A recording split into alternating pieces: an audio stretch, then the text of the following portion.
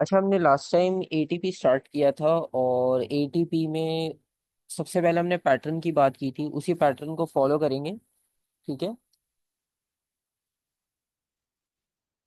तो अब पैटर्न को फॉलो करते हुए हमने ये देखा था कि दो क्वेश्चंस हमारे पास जो है वो सिंपल होते हैं। ठीक है, सिंपल इन द सेंस कि आपके पास सारी इंफॉर्मेशन गिवन होती है, बस उसको रीड करना है और आंसर करना है। ठीक है। तो बस ये चीज़ को आपने फॉलो करते हुए चलना होता है। उसमें हमने एक दो क्वेश्चंस देखे थे। ठीक है, और आज मैं और भी लिंक उसके भेज दूंगा। ठीक है। बाकी एक जिस तरह हमने क्वेश्चन देखा था या दो क्वेश्चंस देखे थे लास्ट टाइम, कुछ मैंने सॉल्व जो है वो कम्युनिटी ग्रुप में भी भेजे। आप वो भी देख लेना कि किस तरह से सॉल्व हुए हैं इसमें, क्योंकि रिपीटेशंस चलती हैं। आपको लास्ट टाइम भी कुछ क्वेश्चंस दिखाए थे जिसमें रिपीटेशंस थी। और टोटल चार टॉपिक्स हैं: जर्नल, थर्मल, लाइट, इलेक्ट्रिसिटी। अच्छा, लाइट को हम थोड़ा अलग से करेंगे, क्योंकि लाइट का जो सिनेरियो है उसमें होता है रे डायग्राम्स थोड़ी बहुत। तो वो एक अलग कैटेगरी है, तो उसको आप थोड़ा सा अगर अलग भी कर दो तो जर्नल, थर्मल, इलेक्ट्रिसिटी, इन तीनों में आपको मिलते जुलते सवाल मिलेंगे, क्योंकि इनमें रे डायग्राम नहीं होती। लाइट में रे डायग्राम होती है। इसको आप थोड़ा सा अलग रख सकते हो। ठीक है। तो अभी हमारे पास सिंपल क्वेश्चंस हमने लास्ट टाइम डिस्कस किए, तो उसमें कुछ ऐसा नया नहीं है कि आपको कुछ पढ़ना पड़े, याद करना पड़े। ठीक है। आप जितने ज़्यादा क्वेश्चंस देखते जाओगे, मतलब रोज आप दो तीन क्वेश्चंस देखते जाओ, क्योंकि ये जल्दी हो जाते हैं। इसमें आपने कुछ अप्लाई नहीं करना खुद से याद करके, और ये सारी चीज़ें नहीं है, तो आसान हो जाता है। आज हम देखते हैं ग्राफ वाला पार्ट। ठीक है, क्योंकि एक क्वेश्चन लाजमी ग्राफ वाला होगा, पूरा नहीं, 4 मार्क्स का होगा, लेकिन उसमें ग्राफ का मेथड थोड़ा सा अलग होता है। तो आज हम ग्राफ को डिस्कस करेंगे। ठीक है, सिंपल वाला हम लास्ट टाइम कर चुके हैं। फिर रह जाएगा हमारे पास प्लानिंग, और लाइट को हम फिर अलग से पूरा एक ही साथ इसके सारे टाइप के क्वेश्चंस करेंगे डिस्कस, क्योंकि लाइट पे ऑलरेडी सारी रिकॉर्डिंग्स भी बनी हुई हैं। ठीक है। और वो भी लिंक मैं आपको भेज दूंगा। अभी मैंने इसलिए नहीं भेजा था, फिर मिक्सअप हो जाता है कि ये कौन से लिंक है, पहले कौन सा करना है, बाद में कौन सा करना है। तो वो मैं आपको आज या कल शेयर कर दूंगा, क्योंकि अभी आपके पास टाइम है। तो उसमें सारे question one by one, single single question solve है। इसमें 10 10 5 5 मिनट की वीडियो है। तो बस आप उसको एक बार गो थ्रू कर लोगे तो आपको क्वेश्चन खुद ही समझ आ जाएगा। अच्छा, ग्राफ के बारे में जो है वो आप लोगों को पहले से भी पता होगा। ठीक है, कुछ चीज़ें दोबारा से हम रिवाइज कर लेते हैं। ग्राफ के लिए आपको ये पेज नंबर 7 पे मिल जाएंगी सारी चीज़ें। ड्राइव लिंक आपको मैंने शेयर किया था, उस पर सारी चीज़ें अपलोडेड हैं ये ऑलरेडी, और उसी में ये सब अपडेट होती रहेंगी। जो सॉल्व क्वेश्चन है वो भी आपको वहाँ मिल जाएंगे, जो अनसॉल्व है वो भी इसी में। तो आप उसको रेफर कर सकते हो।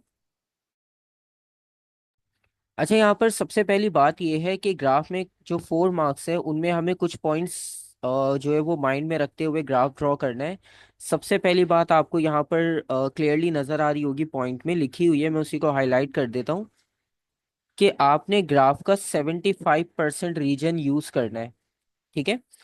ठीक है, जैसे अगर आपके पास 10 बॉक्सेस हैं, तो एटलीस्ट 7.5 बॉक्सेस आप यूज करोगे। सही है, 5 6 बॉक्सेस में आपने ग्राफ को खत्म नहीं करना, या आधे ग्राफ पेपर पे ग्राफ को खत्म नहीं करना।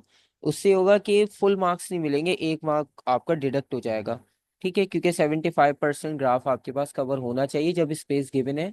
तो आप बिल्कुल उसमें प्रॉपर जो है वो इजी ग्राफ बनाओ, बहुत ज़्यादा कंजस्टेड ना हो, और ना बहुत ज्यादा ओपन हो जाए कि आपकी रेंज से बाहर चला जाए वो। ठीक है। एक पॉइंट ये याद रखना आपने, 75% रीजन कवर होना चाहिए। और दूसरा पॉइंट भी बहुत इंपॉर्टेंट है कि आपके पास ग्राफ के एक्सेस जो है वो लीनियर हो। ठीक है। अच्छा, लीनियर का मतलब ये होता है, ये वैसे आपको पता भी होगा, जैसे अगर हमने वैल्यू लिखी है 2 फिर 4, तो इनका इक्वल डिफरेंस चलता है। ऐसा नहीं है 2 4 6 8 उसके बाद अपनी मर्जी से 12 लगा दिया फिर 15 ले आए। तो ऐसा नहीं होता, अनइवन डिस्ट्रीब्यूशन नहीं होगा, इक्वल चलेगा इस तरह से। ठीक है। हाँ, एक एक्सिस का डिस्ट्रीब्यूशन सेम हो, दोनों का डिस्ट्रीब्यूशन अगर कंपेयर करें वो अलग अलग हो सकता है। मतलब जैसे एक्स पे आपने डिस्ट्रीब्यूशन 2 2 का किया है, वाई पे जो है वो, फॉर एग्जांपल ये आपने डिस्ट्रीब्यूशन किया है एक्स का, ये एक्स एक्सिस का है। और जैसे वाई एक्सिस पे आपने ये वाला डिस्ट्रीब्यूशन लिया है, इस पे 3 3 का कर लिया आपने। ठीक है, ये अलाउ है। ठीक है। ये दोनों चीजें अलाउ है, और ये इसमें लिखा हुआ भी है, नंबर 2 आप पॉइंट पढ़ोगे, both axis can have different distributions. ठीक है। लेकिन जो चीज अलाउ नहीं है वो ये नहीं है अलाउ, जैसे आपने 2 किया, 3 किया, फिर 5 कर दिया, फिर अचानक 9 पे चले गए, फिर 10 कर दिया, ये चीज अलाउ नहीं होगी इसमें। ठीक है, ये गलत हो जाएगी, ऐसा डिस्ट्रीब्यूशन नहीं करना आपने। लीनियर हो, जैसे आप ग्राफ देखते हो, थ्योरी में आपने ग्राफ देखे होंगे इतने सारे, तो उसमें भी आपने देखा इक्वली डिस्ट्रीब्यूशन होती है, तो एक पॉइंट ये हो गया। तीसरा पॉइंट भी इंपॉर्टेंट है, हर बार जरूरी नहीं होता। अब कुछ ग्राफ ऐसे होते हैं वो आपसे लाजमी बोलते हैं ओरिजिन से स्टार्ट करो, तो ओरिजिन से स्टार्ट करना पड़ेगा। अगर वो कहे कि ओरिजिन, मतलब अगर आपके पास ये लाइन ना लिखी हो ओरिजिन वाली, तो फिर आपका जहां से दिल करे आप स्टार्ट कर सकते हो। जैसे आपके पास फॉर एग्जांपल रीडिंग शुरू ही 5 से हो रही है, तो आपको 0 1 2 3 4 लिखने की जरूरत नहीं है, आप 4 से शुरू कर दो, 3 से शुरू कर दो, 5 से शुरू कर दो ग्राफ, तो वो आपकी मर्जी है। ठीक है, और इसमें लिखा हुआ है generally the examiner marks the initial points on the graph himself. तो आपको पता चल जाएगा क्वेश्चन में कि 0 से शुरू करना है या नहीं करना। ठीक है, तो इसमें कोई इतना डाउट या कंफ्यूजन वाली चीज नहीं है। तीसरा पॉइंट हो गया यहाँ तक। और इसके अलावा जो हमारे पास एक और इम्पोर्टेंट पॉइंट होना चाहिए,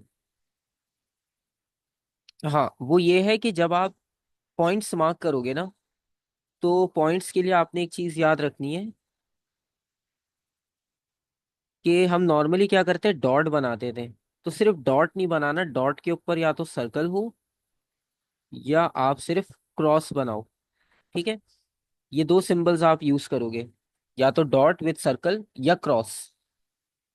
ठीक है, तो ये मार्किंग आपके पास ग्राफ में इन दोनों में से किसी एक की होनी चाहिए, सिर्फ डॉट लगा के नहीं छोड़ना। मार्क्स मिल भी जाएंगे, लेकिन हो सकता है कि आपके पास जो है वो उस चीज पे डिडक्ट हो जाए।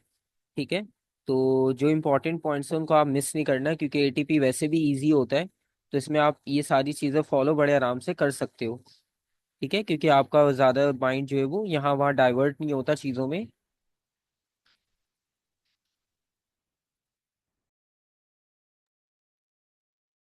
अच्छा, ये हमारे पास हमने चार चीज़ें डिस्कस की हैं। ठीक है, पहली आपके पास 75% रीजन कवर हो, दूसरा एक्सिस लीनियर हो, इरेगुलर सा ना हो, तीसरा ये कि आपके पास जो ओरिजिन से स्टार्ट करना होगा या नहीं करना होगा ग्राफ ओरिजिन से स्टार्ट, तो ये मेंशन होता है क्वेश्चन में। अगर नहीं हो तो फिर आपकी मर्जी, आप जैसे आपको इजी लगे आप कर सकते हो। और जब पॉइंट्स मार्क कर रहे हो तो डॉट करके उसको सर्कल कर देना, वरना क्रॉस कर देना। ठीक है, सिर्फ डॉट बना के नहीं छोड़ना, क्योंकि डॉट बना के छोड़ने में क्या होता है कि फिर वो कभी कभार ऐसा होता है कि पेंसिल के रैंडम मार्क लग जाते हैं पेपर पे, तो फिर आइडेंटिफाई नहीं हो पाता अक्सर कि आपने पॉइंट जो है वो इंटेंशनली लगाया या बाय मिस्टेक वहां पर लग गया, तो उससे फिर थोड़ी सी कंफ्यूजन हो सकती है। और बाकी चीज़ ये कि इसमें वो आपसे दो चीज़ें पूछेंगे, या तो वो आपसे बोलते हैं, मोस्टली जो आता है वो यही आता है, straight line of best fit. बहुत कम क्वेश्चंस होते हैं कर्व बेस्ट फिट वाले। अच्छा, इन दोनों का जो मतलब है वो डिफरेंट है और हम कुछ और समझते हैं। ठीक है, एक ये वाला पॉइंट आपके पास इंपॉर्टेंट होगा। बाकी मैं 4 5 6 पॉइंट मैं वैसे ही वर्बली बता देता हूँ इसी में। अच्छा, इसमें होता ये है कि आपके पास जब ग्राफ आता है ना, अब जैसे ये वाला ग्राफ है, ये बेस्ट फिट लाइन का ग्राफ है, इसमें आप देखो लाइन के ऊपर कोई भी पॉइंट आ ही नहीं रहा। हम क्या करते हैं, हम नॉर्मली जो थ्योरी का ग्राफ बनाते थे वो अलग था, ये अलग है। ठीक है, उसमें आता था स्केच ग्राफ। स्केच ग्राफ का मतलब होता है फ्री हैंड बनाना है बस आपने, तो उसमें वैल्यूज और ये सारी चीज़ें इतनी वो नहीं होती इंपॉर्टेंट हमारे लिए। हमारे लिए वो पैटर्न इंपॉर्टेंट होता है उसमें। लेकिन यहाँ पर वो आपसे कहते हैं प्लॉट अ ग्राफ, तो प्लॉट में आपने सारी चीज़ों को कवर करना होता है प्रॉपर। ठीक है, अब यहाँ पर होगा ये कि ये जितने सारे पॉइंट्स हैं ना, अब हम क्या करते हैं, हम कोशिश करते हैं सारे पॉइंट्स एक लाइन पे आ जाए। अगर एक लाइन पे आ रहे हैं तो अच्छी बात है, लेकिन अगर नहीं आ रहे तो आपने ये नहीं करना होता कि आप पॉइंट को थोड़ा सा वहां से हटा के दूसरी जगह लगा दो ताकि आपकी लाइन बन जाए एक स्ट्रेट। तो ऐसा नहीं करना होता, आपने बस लाइन ऐसी ड्रॉ करनी होती है जो आपके ग्राफ के ट्रेंड को शो करे। ठीक है, मतलब आपके ग्राफ का पैटर्न आपको देखकर उससे समझ आ जाए। अब जैसे आप ये वाली लाइन देखो ना, और पॉइंट्स अगर हटा दें, तो आपको ये पता चल जाएगा कि ये जो लाइन बनाई है वैल्यूज इसके आसपास होंगी। ठीक है, अब आप देखो जितने पॉइंट्स हैं वो इसके आसपास ही आपको नजर आ रहे हैं। जैसे आप यहाँ पर देखो ये पॉइंट 1, 2, 3, 4, इसी तरह से दूसरी तरफ वाले पॉइंट्स देखो 1, 2, 3, 4। तो इनका आप डिस्ट्रीब्यूशन देखो, कैसे जैसे दो पॉइंट्स बहुत क्लोज थे, लाइन के दो पॉइंट्स थोड़े दूर थे। इसी तरह लाइन की दूसरी तरफ भी दो पॉइंट्स क्लोज है, दो पॉइंट्स दूर है। तो लाइन आपने ऐसे बनानी है कि अगर वैसे तो आपके पास मोस्टली क्वेश्चंस में ये होता है कि सारे पॉइंट्स एक लाइन में आ जाते हैं, ठीक है। लेकिन अगर कोई एक दो पॉइंट नहीं आ रहे लाइन में, या जैसे एक वैल्यू कोई एनॉमली आ गई फॉर एग्जांपल, मतलब वो वाला पॉइंट आपके पास कहीं यहाँ पर है, ठीक है।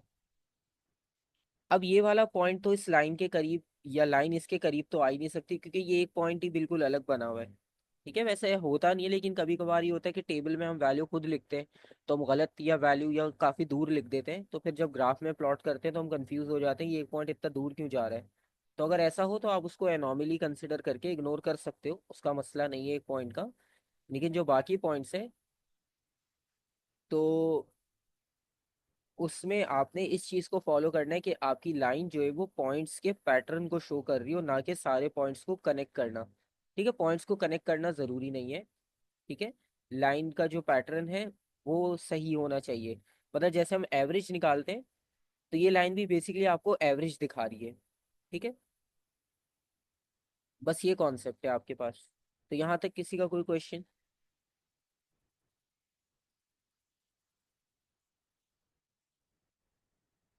ठीक है, यहाँ तक कोई क्वेश्चन नहीं है तो ये आपके पास, क्योंकि 4 मार्क का होता है तो इसमें हमने चार पांच चीज़ें कुछ डिस्कस की इंपॉर्टेंट। क्योंकि ग्राफ बनाना तो आपको आता ही है, एक पॉइंट से कैसे बनाते हैं, मैथ्स में भी आप कर रहे होते हो। लेकिन ये होता है कि इसमें थोड़ी सी चीज़ें हमें देखनी पड़ती हैं जो मैथ्स से हमारे पास अक्सर अलग होती हैं। मैथ्स में कुछ चीज़ें ऐसी होती है जो हम यहाँ पे नहीं कर रहे होते, तो वो उसमें अलग होती है, तो इसलिए ये पॉइंट्स हमें पता होनी चाहिए। इसी तरह जैसे कर्व में आप देखो, अब जैसे अगर अनइक्वल पॉइंट्स हैं, अभी ऊपर वाले में तो इक्वल थे, अब जैसे आप इसमें देखो अनइक्वल हैं। जैसे लाइन के ऊपर 3 पॉइंट्स हैं और बिलो लाइन 2 पॉइंट्स हैं, तो कोई मसला नहीं है, ज़रूरी नहीं है कि इक्वल डिस्ट्रीब्यूशन हो, कभी कभी वैल्यू ही ऑड होती है, तो उसमें तो इक्वल कैसे बनाएंगे हम। कभी कभार ऐसा होता है एक पॉइंट लाइन पे आ जाता है, 2 पॉइंट ऊपर 2 पॉइंट नीचे हो जाते हैं। तो कुछ भी पैटर्न हो आपने उसको नहीं देखना, बस आपने लाइन को ऐसा ड्रॉ करना है कि आपके पास सारे पॉइंट्स कवर अप इजीली उसमें हो जाए। और ग्राफ जो देखे उसको, मतलब अगर पॉइंट्स ना लगे हों तो सिर्फ लाइन देखकर भी उसे आइडिया हो जाए कि आपकी वैल्यूज जो है वो कहाँ कहाँ होंगी, ठीक है। तो ये आपके पास ग्राफ का पर्पस होता है बेसिकली।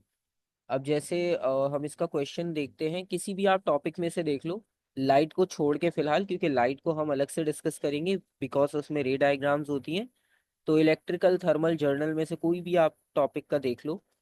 जैसे इलेक्ट्रिकल में से देख लेते हैं, लास्ट टाइम हमने जर्नल फिजिक्स का क्वेश्चन देखा था और थर्मल का।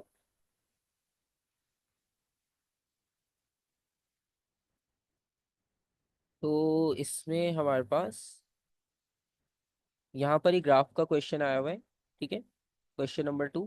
अच्छा, ग्राफ में डिपेंड करता है, कभी कभी ग्राफ आपको इतना मिलता है, मार्क्स 4 ही होते हैं। कभी कभी फुल पेपर जितना मिल जाता है, कभी हाफ पेपर पे ग्राफ होता है, तो वैल्यूज के अकॉर्डिंगली डिपेंड करता है। तो ज़रूरी नहीं है कि हर बार फुल ग्राफ हो, कभी शॉर्ट भी हो सकता है, कभी लेंदी भी हो सकता है। तो कंपलसरी नहीं है इसमें, लेकिन मार्क्स 4 ही होंगे। अब इसमें जैसे लिखा हुआ student investigates the resistance of a wire. अच्छा, ये जो आप सेटअप देख रहे हो ना, ये सेटअप रिपीटेड है, मतलब आपको ऐसे सेटअप इसमें बहुत बार मिल जाएंगे। क्वेश्चन नहीं, सेटअप की बात हो रही है। क्वेश्चन भी मिलते जुलते होते हैं, लेकिन क्वेश्चन को रिपीटेड बोलना वो नहीं है, क्योंकि फिर हमें ये होता है कि शायद पूरा एज इट इज ही क्वेश्चन आया होगा। आता है, लेकिन ऐसा नहीं कि हर बार ही बिल्कुल सेम आ रहा हो। तो यहाँ पर एक स्लाइडिंग कॉन्टेक्ट है एस, जो कि आप यहाँ देख सकते हो, जिसे आप मूव कर सकते हो फ्रीली। अभी फिलहाल जो है वो 40 सेंटीमीटर की लेंथ पे बी से, और she measures the potential difference V across the length L of the resistance wire. She measures the current I in the circuit. ठीक है, अभी सारी इन्फॉर्मेशन उन्होंने लिखी हुई है। एट द एंड आपको पता है कि मीटर से आपने देखकर रीडिंग नोट करनी है इसमें। तो अब यहाँ पर आपने करंट की वैल्यू लिखनी है। करंट की वैल्यू अब आप देखो यहाँ पर 1 के बाद डिविजन्स आप काउंट कर लो आराम से, तो आपको पता चल जाएगा ये 1.2 होगी। ठीक है, 1 के बाद फर्स्ट डिवीजन है, सेकंड आपको दिख नहीं रहा, यानी निडल जो है वो सेकंड पर है। तो करंट की वैल्यू जो है वो हम एमीटर से देखेंगे। वोल्ट मीटर की वैल्यू 1.2 आ रही है, तो वोल्ट मीटर की रीडिंग हम यहाँ लिख देते हैं। ठीक है। और करंट की आपने यहाँ पर लिखनी है। करंट के लिए अगर आप देखो तो करंट की वैल्यू कितनी है, 0.34। ठीक है, क्योंकि अगर आप इसको गौर से देखोगे तो आपको यहाँ पे पता चल जाएगा कि ये सेंटर वाला डिवीजन जो है वो 0.3 है। तो इसका मतलब ये हुआ एक छोटा डिवीजन 0.2 का रिप्रेजेंट कर रहा है। तो 0.3, 0.32, 0.34, 0.36, 3.8, फिर 4। तो ये वैल्यू होगी 0.34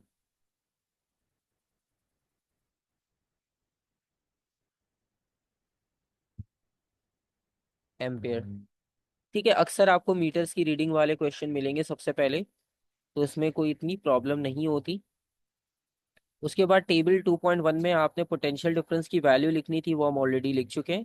फिर उसके बाद जो है ये प्रोसीजर रिपीट किया अलग अलग लेंथ पे, जैसे आपने टेबल में देखा था काफ़ी सारी वैल्यूज थी, और उन्होंने रेजिस्टेंस कैलकुलेट की है इस इक्वेशन से। अब आप देखो ये इक्वेशन आपको याद भी है, लेकिन फिर भी वो आपको लिख कर देंगे, क्योंकि आपका काम अभी थ्योरी सॉल्व करना नहीं है, प्रैक्टिकल परफॉर्म करना है।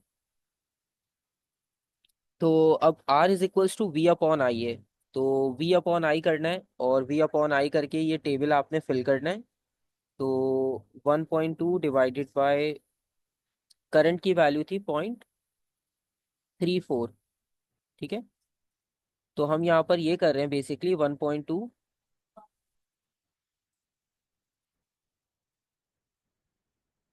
ये डिवाइड कर रहे हैं हम इसमें। 1.2 डिवाइडेड बाय 0.34,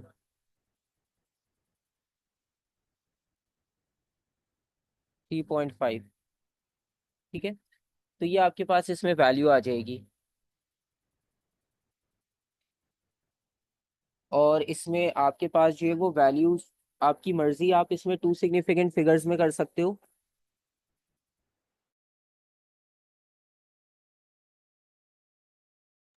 इसमें आपके पास जो सिग्निफिकेंट फिगर्स हैं वो आपकी मर्जी है।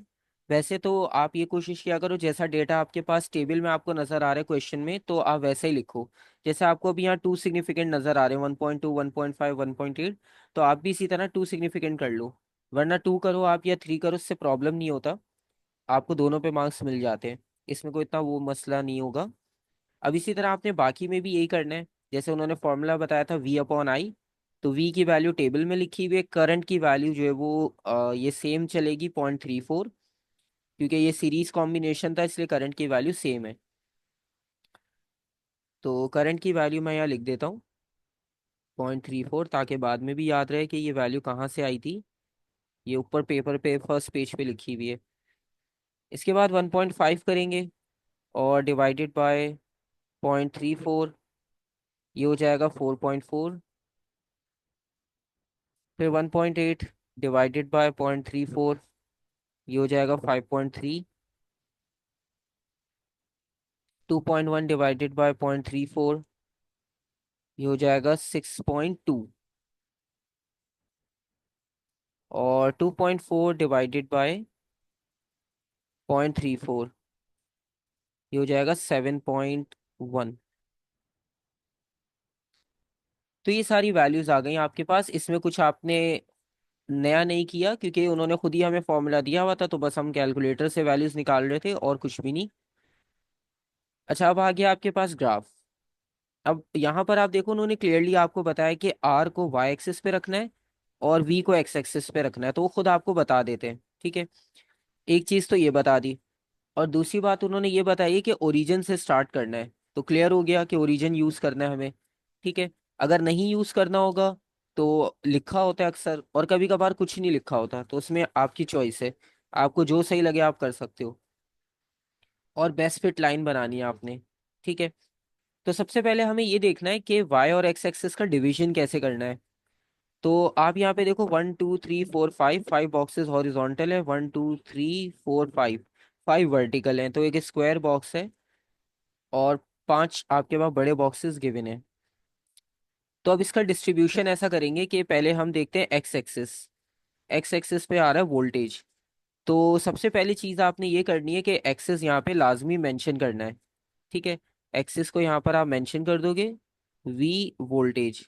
ठीक है, और वाई पे उन्होंने कहा था रेजिस्टेंस, यानी ओम्स। और एक चीज और आपने टेबल में देखी होगी, वैसे वो क्वेश्चन ऊपर होगा, यहाँ पर वैसे आगे आएगा, वो हो सकता है। चलो हम उसको बाद में देख लेंगे,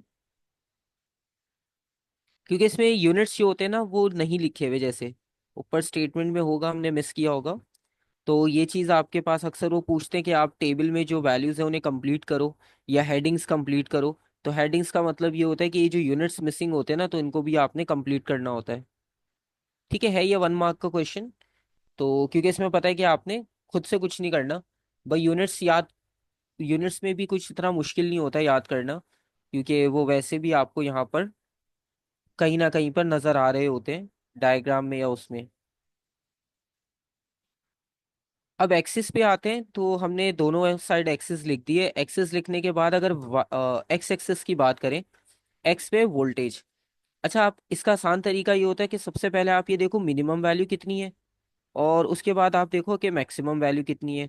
तो आपको एक रेंज पता चल जाएगी कि हमें ग्राफ कितना बड़ा बनाना चाहिए या कितना छोटा बनाना चाहिए, वैल्यूज की रेंज के अकॉर्डिंग।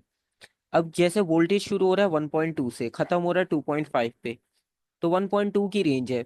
तो इसका मतलब है कोई बड़ी वैल्यूज नहीं है, बड़े आराम से आप इसको एडजस्ट कर सकते हो 5 बॉक्सेस में। ठीक है, तो 5 बॉक्सेस में एडजस्ट करने का मतलब ये है। अब इसमें दो चीजें हैं। ठीक है, एक तो आपने लाजमी एक चीज ट्राई करनी है कि आपका जो डिस्ट्रीब्यूशन हो वो इवन हो, क्योंकि इवन डिस्ट्रीब्यूशन में मार्क करना आसान होता है। ठीक है, और डिस्ट्रीब्यूशन करोगे तो बॉक्सेस को काउंट करने में खुद कंफ्यूजन होगी आपको। तो सजेस्ट यही किया जाता है आप इवन यूज करो, क्योंकि जैसे आप इसमें काउंट करते हो ना स्मॉल बॉक्सेस, तो ये 10 होते हैं। तो इवन डिस्ट्रीब्यूशन होगा ना तो डिवाइड करना आसान हो जाएगा। ऑड होगा ना तो फिर 1.33 आएगा जैसे, तो फिर उसको मैनेज करना मुश्किल होगा आपके लिए खुद। तो इसको आसान करके रखना आप, कि इसको जितना इजी हो सकता है अपने लिए उतना रखो। एक तरीका ये भी यूज किया जाता है, जैसे आपको रेंज पता चल गई, फॉर एग्जांपल 2.4 से, और मतलब 1.2 से 2.4, यानी जो रेंज आ रही है वो 1.2 आ रही है। तो इसका मतलब ये कि 1.2 को आपने 5 बड़े बॉक्सेस में डिवाइड करना है। ठीक है, तो इससे आपको ये पता चल जाएगा कि अगर एक बड़ा बॉक्स 0.25 का हो तो भी आपके पास वर्किंग आराम से हो जाएगी, या अगर इससे थोड़ा सा बड़ा भी रखना चाह रहे हो तब भी वर्किंग आपके पास इजीली हो जाएगी।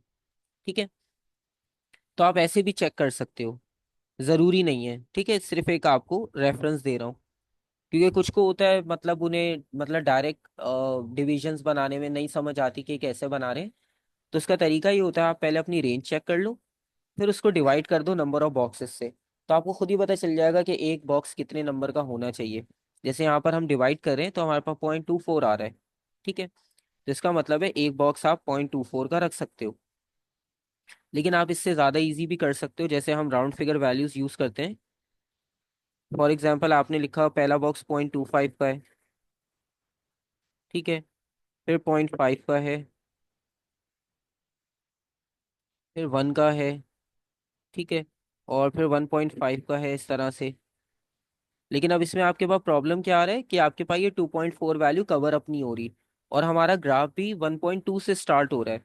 अब 1.2 का मतलब ये है कि आपके पास ये वाला रीजन पूरा खाली जाएगा अगर आपने ये डिस्ट्रीब्यूशन की, क्योंकि हमारी वैल्यू तो 1.2 से शुरू हो रही है, तो इतना सारा ग्राफ खाली होगा। तो वो जो 75% वाली बात है वो आपकी यहाँ पे फुलफिल नहीं होगी। ठीक है, तो इस तरह से आपको डिस्ट्रीब्यूशंस का आइडिया हो जाएगा। एक दो बार आप क्वेश्चंस देखोगे तो इससे आपको ये पता चला कि हमें डिस्ट्रीब्यूशन को थोड़ा सा और कवर अप करना है। यानी हम इसको अगर ऐसे करें कि 0.5, 1, 1.5, 2 और 2.5, तो ये ज़्यादा आसान हो जाएगा। ठीक है, क्योंकि हमारी वैल्यू 2.4 पे ख़त्म हो रही है।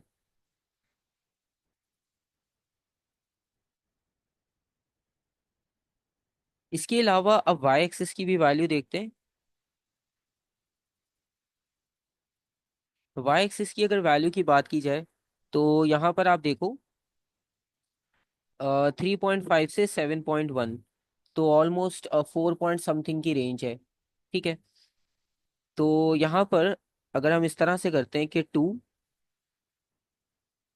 4, 6, 8, तो हमारे पास ऐसे भी डिस्ट्रीब्यूशन हो सकता है, क्योंकि इवन डिस्ट्रीब्यूशन है, काउंट करना आसान होगा। आप चाहो तो 1.5 से भी कर सकते हो, 1.5, फिर 3 और 3.5, इस तरह 1.5, फिर 3, फिर 4.5, और उसके बाद फिर 6, फिर नेक्स्ट होगा 7.5। तो उस तरह से भी डिस्ट्रीब्यूशन बनाया जा सकता है।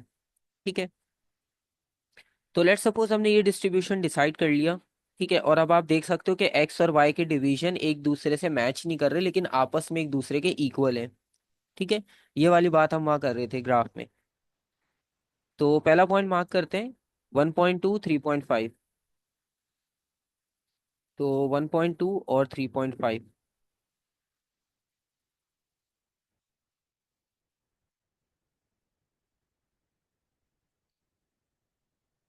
1.2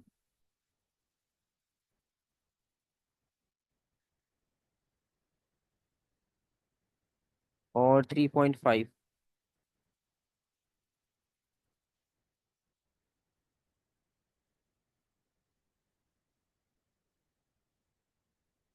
इसके अलावा फिर नेक्स्ट पॉइंट है 1.5 और 4.4। अच्छा, अभी भी आप देखो हमारा ग्राफ का ज्यादातर पार्ट मिस हो रहा है एक्स एक्सिस की वजह से। तो इसे आपको और एडजस्ट करना चाहिए, क्योंकि हमारे पास शुरू में ही ग्राफ इतना खाली जा रहा है। तो हम इस वैल्यू को और श्रिंक करके बनाते हैं। इसको हम फिर 1 से स्टार्ट करते हैं अगर यहाँ से, ताकि हमारे पास शुरू में ही वैल्यू आ जाए, क्योंकि 0 से ओरिजिन तो होगा, तो ओरिजिन को हमें लाजमी कंसिडर करना है। और फाइनल वैल्यू हमारी 2 पे ख़त्म हो रही है। तो लेट्स सपोज यहाँ तक हो गया 1, और इसके बाद 1.5, फिर 2, 2.5 और 3। ठीक है, तो अब हमारा 1.2 थोड़ा पीछे शिफ्ट हो जाएगा, और ग्राफ का ज़्यादातर पार्ट आप यूज़ भी कर पाओगे।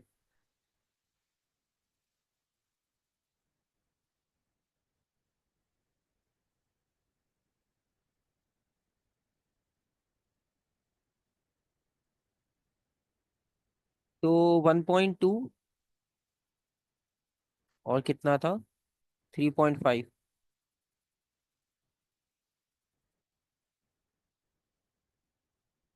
3 ये रहा, और 3.5। फिर उसके बाद है 1.5 और 4.4, 1.5 और 4.4। फिर है 1.8, 5.3, 1.8 आएगा, 5, 6, 7, 8,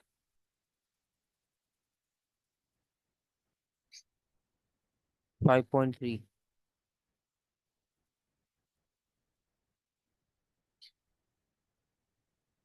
तो ये रहा 5, 5.2 और 3 आ जाएगा यहाँ पर। उसके बाद है 2.1, 6.2,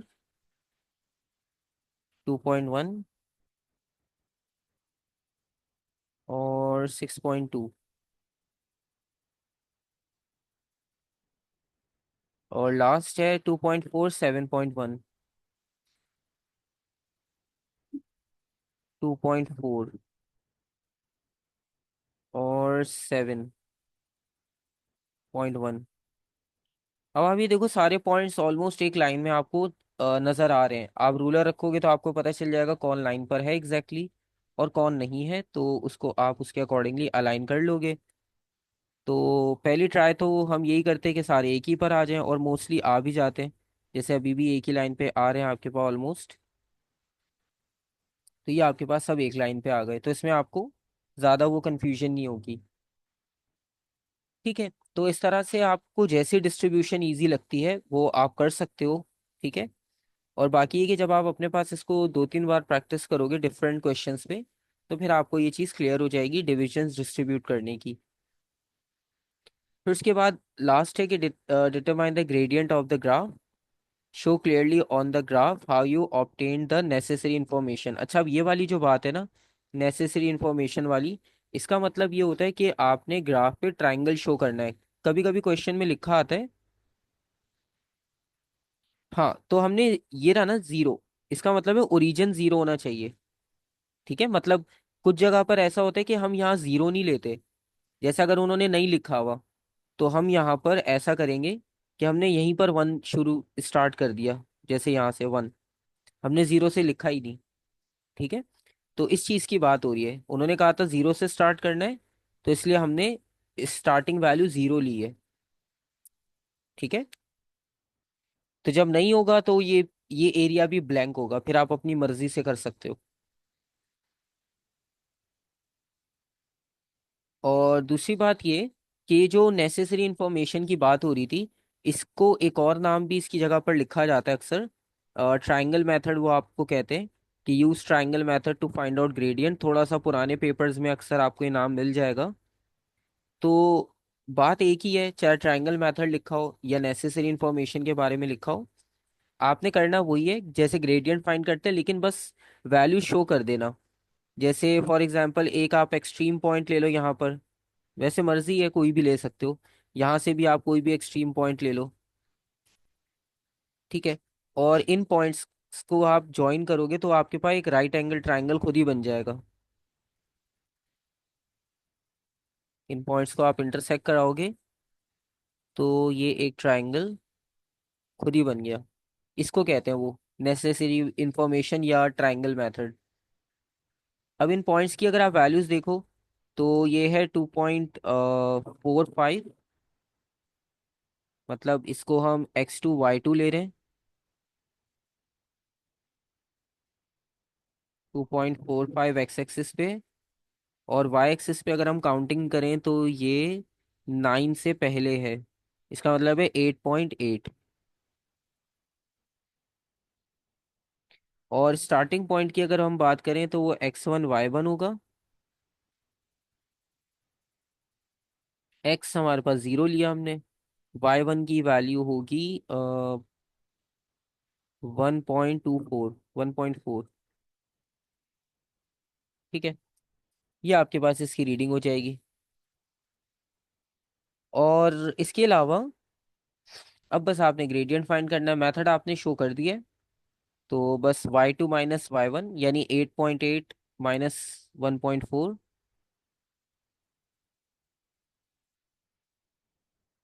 x2 - x1, 2.45 और जीरो।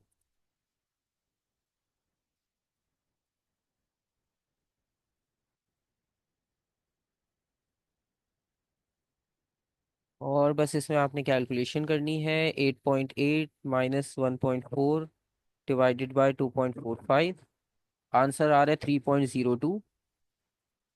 3.02 लिख सकते हो, 3.0 लिख सकते हो, आपकी मर्जी है। ठीक है, और ग्रेडियंट आपके पास ये कंप्लीट हो गया।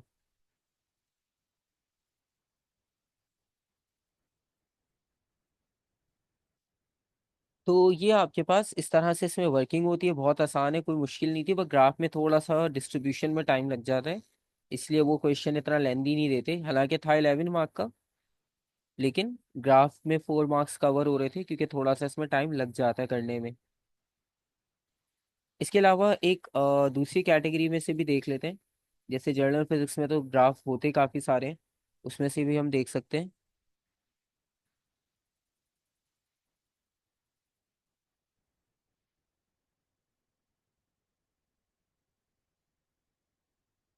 कि जैसे ये वाला ग्राफ है, इसमें पॉइंट्स आपके पास, अब जैसे इसमें बड़ा ग्राफ की डिस्ट्रीब्यूशन है, तो एक ये देख लेते हैं हम।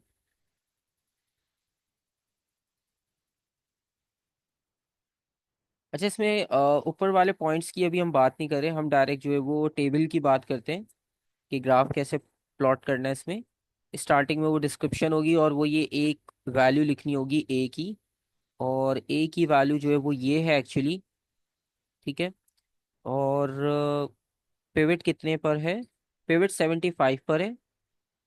ठीक है, तो इसका मतलब है 90 और 75, 15। तो ये वैल्यू 15 बन रही है,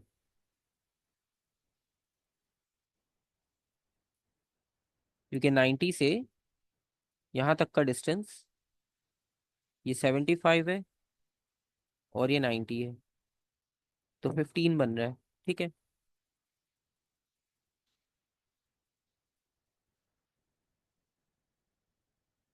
ओके, वैल्यूज आ गई हमारे पास। वैल्यूज की मैं एक मिनट पिक्चर सेंड कर देता हूँ ताकि हमें बार बार ऊपर ना जाना पड़े।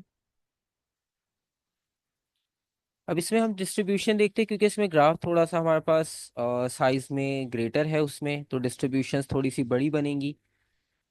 और इस बार उन्होंने आपको ये कहा है कि ए को रखना है वाई एक्सिस पे, बी को रखना है एक्स एक्सिस पे। और इस बार जो है वो वाई एक्सिस को 0 से स्टार्ट करना है। एक्स पे आपकी मर्जी का है, उन्होंने start x axis at a suitable value for the result. तो अब इसमें आप देखो दो अलग चॉइसेस दी हैं उन्होंने। वाई 0 से शुरू होना चाहिए, एक्स में आपकी मर्जी है। तो पहले एक्स को देख लेते हैं कि एक्स पे आ रहा है बी। एक्स पे आएगा बी, तो इसका सबसे पहले आपने डिवीजन मेंशन करना है कि क्या यूज कर रहे हैं हम वैल्यू। और वाई पे आ रहा है ए। तो पहले बी के डिस्ट्रीब्यूशन देखते हैं। अब आप यहाँ पे देखो 1 2 3 4 5 6 7 8 बॉक्सेस हैं इस बार, एक्स एक्सिस की अगर हम बात करें।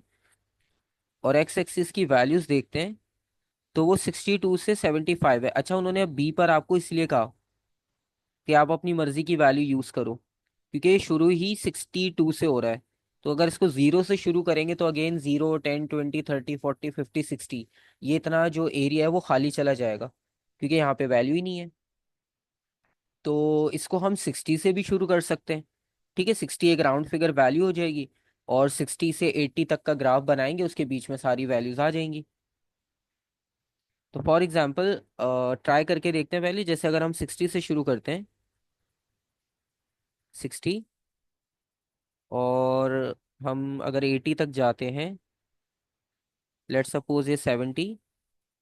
बल्कि नहीं, हमारी वैल्यू कहाँ ख़त्म हो रही है, 75 पर। तो इसका मतलब है इसको और एक्सपेंड करना होगा।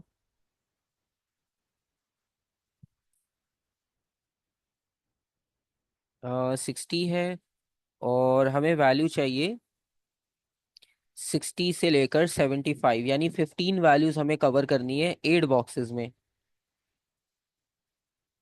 तो आराम से हमारे पास 2 2 के डिफरेंस से अगर हम बनाते जाएं, जैसे 62, 4, 6, 8, 70, 72, 74, 76।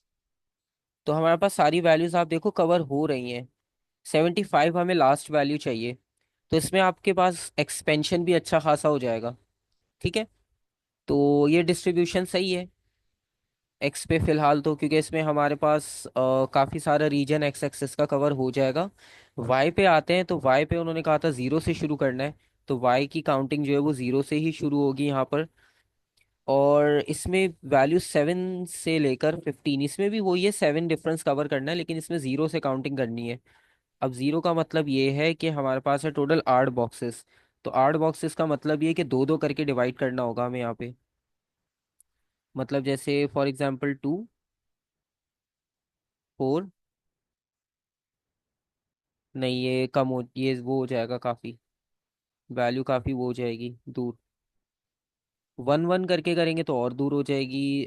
4 करके करेंगे तो 4 8 12 16 20। तो वो वैल्यू भी बहुत छोटी हो जाएगी, हमारा आधा ग्राफ ब्लैंक जा रहा होगा। तो अब हमारे पास है टोटल 8 बॉक्सेस, और हमारे पास वैल्यूज का डिफरेंस है 7।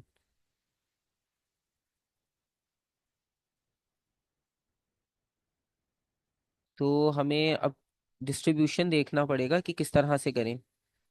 अगर हम 1 1 का करते हैं, तो हमारी वैल्यू जो है वो 7 से स्टार्ट हो रही है, तो 1 से 7 तक बिल्कुल ब्लैंक चला जाएगा। ठीक है, वाई एक्स से 0 से शुरू करना है, सही है। तो अब आप देखो ये वाली चीजें थोड़ी सी इसमें होती हैं कि जहां पर आकर हमें थोड़ा सा फिर देखना पड़ता है कि डिस्ट्रीब्यूशन हम कैसा करें। मतलब डिस्ट्रीब्यूशन ऐसा ना हो जैसे एक्स का किया है, एक्स का बड़ा इजीली हो गया आपके पास ओपन। अब वाई का डिस्ट्रीब्यूशन ऐसा ना हो कि पूरा ग्राफ ऊपर बन रहा हो, नीचे पूरा खाली हो, या पूरा ग्राफ नीचे बन गया ऊपर बिल्कुल खाली हो। ठीक है, तो ऐसा नहीं आपने उसमें करना। तो ये चीज़ बस इसमें आपने प्रैक्टिस करनी होती है। इसी चीज़ के वो आपको 4 मार्क्स दे रहे होते हैं बस।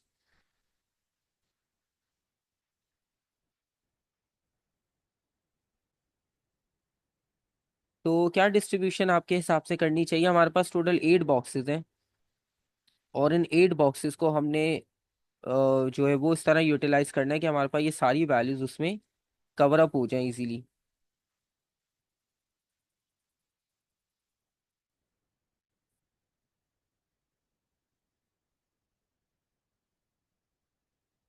ठीक है, अब हमारे पास जो है वो कोई और ऑप्शन है नहीं, क्योंकि हमें शुरू जीरो से करना है। तो अगर हम शुरू में मतलब वैल्यूज को बड़ा रखेंगे तो हमारा ग्राफ नीचे की तरफ बनेगा थोड़ा।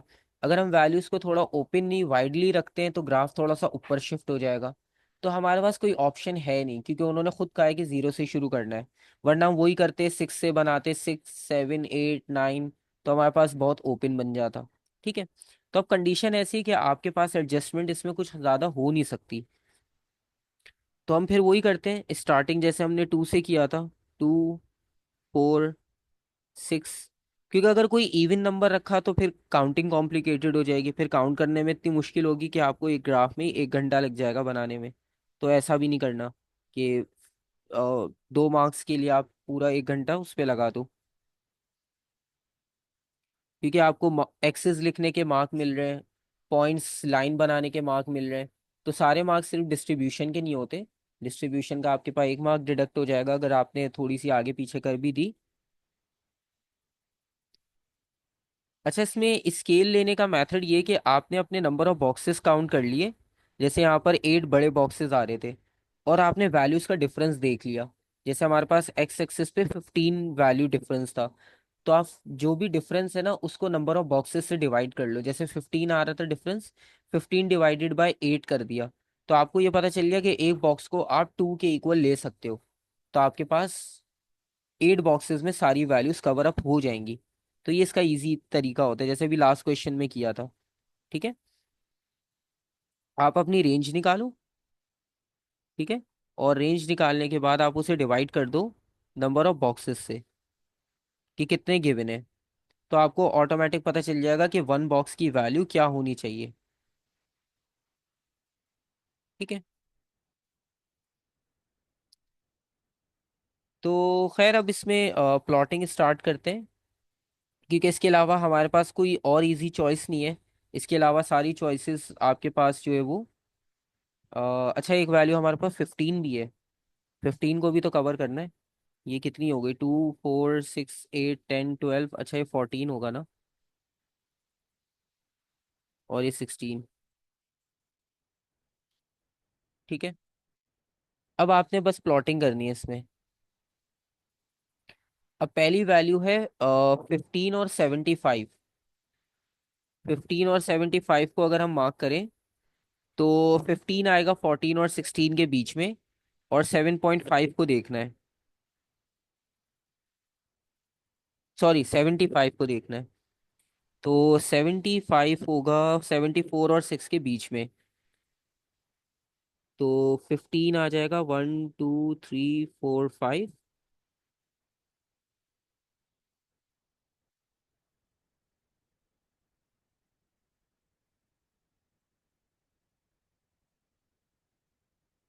1 2 3 4 5।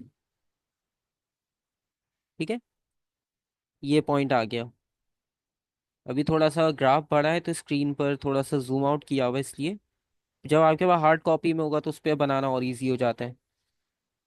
अच्छा, नेक्स्ट पॉइंट है 13.1 71.9, यानी ऑलमोस्ट 72 के करीब बनेगा।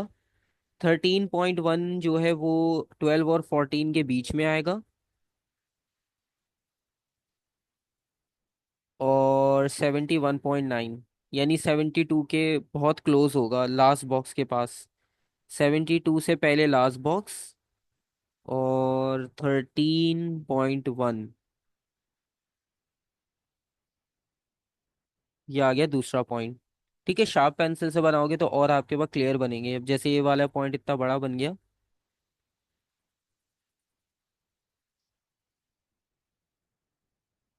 1 2 3 4 5।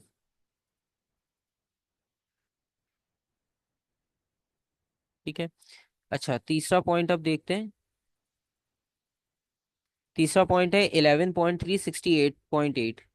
11 आएगा 10 और 12 के बीच में, और 68.8। तो 68.8 तो आसान है। सेकंड लास्ट बॉक्स 70 से पहले। और 11.3, 11 आ गया, ये 11.2, 11.3। ठीक है, ये इसकी वैल्यू आ गई। क्योंकि आपको यहाँ पे क्लियरली पता है कि 10 और 12 के बीच में 1 2 3 4 5, बिल्कुल मिड में आएगा 11। तो एक बॉक्स हो गया 2 का, .2 का। तो 10.2, 10.4, इस तरह से काउंटिंग करते हैं। ठीक है। और नेक्स्ट पॉइंट।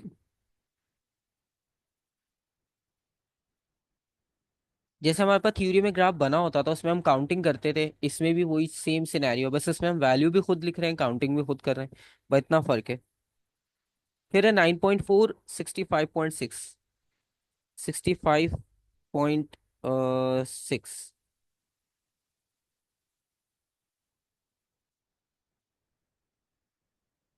अच्छा, एक मिनट, 68.8 हमने गलत मार्क कर दिया। 68.8 जो है वो 69 के क्लोज था। एक मिनट, एक मिनट, ये वाला पॉइंट जो है वो थोड़ा सा लेफ्ट शिफ्ट होगा। इससे पहले क्या था, 71.9। हाँ, वो सही किया हमने। लास्ट वाला गलत कर दिया। 68.8, 69 यहाँ पर है, तो 1 2 3 4 5। ये 69 है, तो इससे एक बॉक्स पहले। और 68.8, 11.3। ये रहा 11, 11.2, 11.3। ये रहा। अब सही है। ओके। 65.6, 9.4। 65.6 और 9.4। ये 8 आ गया। 8 के बाद बीच में आएगा 9, फिर 9 के बाद दो बॉक्सेस छोड़ के 9.4। और लास्ट है 7.5, 62.5। 62.5। 1 2 2.5, 62 और 63 के बिल्कुल मिड में। 62.5 और 7.5 होगा 6 के बाद, 7 और 8 के बीच में, ये पॉइंट। ठीक है, तो ये आपके पास कुछ रिप्रेजेंटेशन आई है। अब आप देखो, ग्राफ या तो आपके पास लाइन ऊपर होती या नीचे होती। इसके अलावा कोई ऑप्शन नहीं था कि जीरो से शुरू भी करना था। जीरो से शुरू नहीं करते तो वो मार्किंग गलत हो जाती, जो उन्होंने हमें कही थी। तो अब जो यहाँ पर लाइन बनेगी, तो लाइन आपके पास अ, वैसे तो ये पॉइंट्स थोड़ा थोड़ा क्लोज लाइन पर आ रहे हैं, लेकिन सब नहीं आ पा रहे।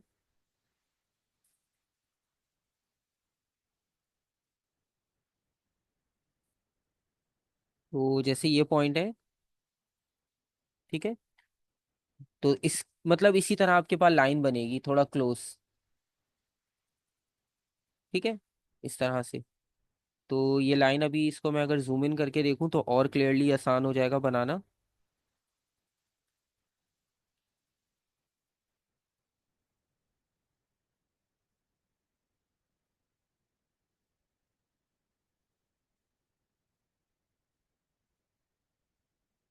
तरह से। ठीक है। तो क्लोज क्लोज है पॉइंट्स। अब क्योंकि 5 पॉइंट है, तो इक्वल डिस्ट्रीब्यूशन तो बन नहीं सकता। आगे पीछे ही होगा, एक पॉइंट कोई आगे पीछे जाएगा। ठीक है। ये आपके पास इसमें मेथड हो गया ग्राफिकल रिप्रेजेंटेशन का। बाकी इसमें ये है कि एक्स एक्सिस वाई एक्सिस की डिस्ट्रीब्यूशन बिल्कुल नॉर्मल आप रखो।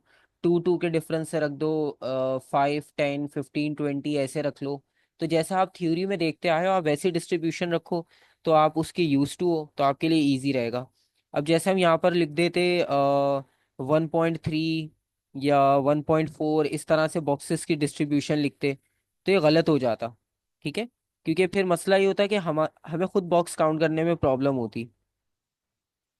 तो इस वजह से ये चीज़ें आपको थोड़ी सी देखनी पड़ती हैं। तो रीडिंग्स आप वैसी ही रखो जैसी आप यूज़ करते आए हो, तो आपके लिए आसान रहेंगी, वरना फिर मुश्किल हो जाएगा आपको खुद अपने लिए बॉक्सेस को काउंट करना। ठीक है। तो जो रेगुलर वैल्यूज हम देखते हैं उसी को यूज़ करो, बाकी आपके पास ये क्वेश्चन भी आसान है। इसके बाद बस ग्रेडियंट निकालना है, डब्ल्यू की वैल्यू लिखनी है, और बाकी प्रीवियस क्वेश्चन से रिलेटेड कुछ चीज़ें पूछी उन्होंने, तो ये आपके पास क्वेश्चन हो जाएगा कंप्लीट। ठीक है।